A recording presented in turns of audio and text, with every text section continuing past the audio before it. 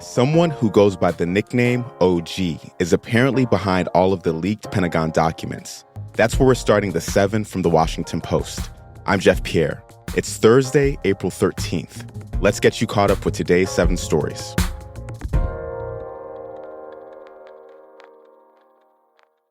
The man who leaked secret U.S. documents worked on a military base.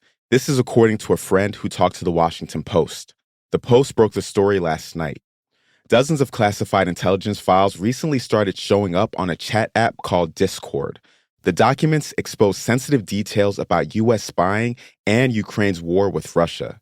This new reporting reveals that the leaker is a gun enthusiast in his early to mid-20s. He allegedly shared files with members of an invitation-only group on Discord. That's where he was known as OG.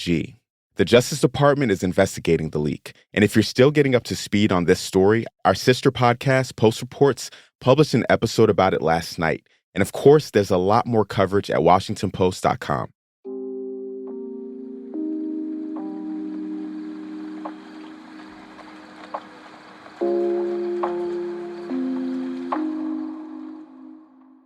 At number 2, a Texas ruling on a key abortion pill was temporarily blocked. This is the ruling where a judge last week suspended FDA approval of mifepristone. That's one of 2 pills used in the most common abortion method in the U.S.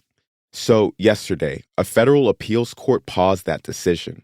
That means that the pill is available for now, although the decision does keep some limits on access. The issue will probably end up in the Supreme Court.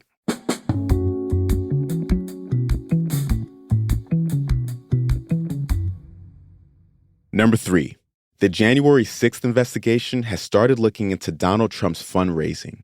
The Post reported yesterday that federal prosecutors began issuing a new batch of subpoenas last month. Their goal is to find out whether the former president or his advisors scammed donors by using false claims of election fraud to raise money. This is one of several ongoing Trump investigations. He's scheduled to answer questions in another case in New York later today.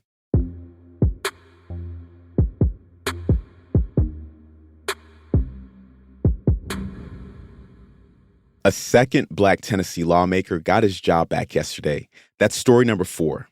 Just a reminder of how we got here.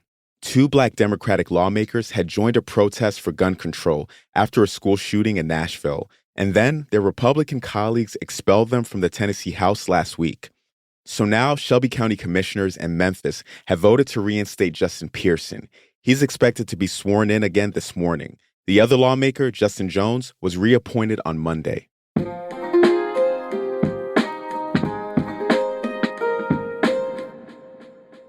Number 5, record-breaking rain caused flash flooding in Fort Lauderdale. More than 25 inches fell in one part of the Florida city yesterday. The rain stranded cars and forced Fort Lauderdale Hollywood Airport to close. This happened as an early season heat wave is sweeping the nation. Record highs have hit the west and northern plains this week, and the heat wave will move farther east today.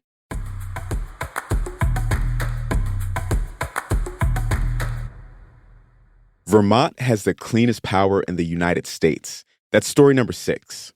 The Post looked at where each state has been getting its electricity since 2000 and ranked them by the amount of carbon dioxide emissions. Vermont's power is the cleanest because it relies on a combination of hydro and wind power. Washington and Oregon, 2 others at the top of the list, use mostly hydro and natural gas. On the other end of the spectrum, West Virginia is last on the list because it still gets 89% of its power from coal.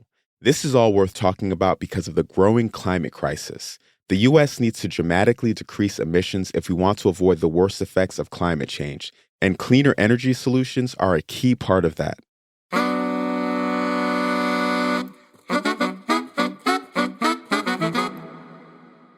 And at number 7, bunk beds are coming to an airplane near you. Air New Zealand plans to debut the first ever sleeping pods in the sky in September of next year, and this will specifically be for passengers in economy. Here's how it works. 6 beds will be available on long-haul flights, and people will be able to purchase blocks of time using a sleeping pod, with cleanings in between, of course. But you know what? I think I'm good. I'm a great chair sleeper.